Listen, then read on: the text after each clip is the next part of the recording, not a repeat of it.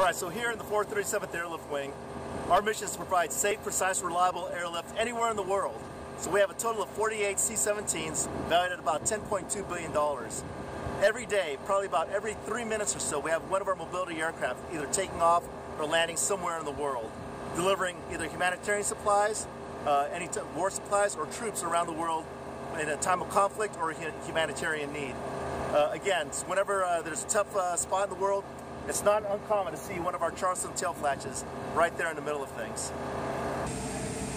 Hi, I'm Airman First Class Fourth Applied. I'm a load master on the C-17, and this is my jet. What we can do is we can carry anything from palletized cargo to tanks to trucks, even to medical personnel.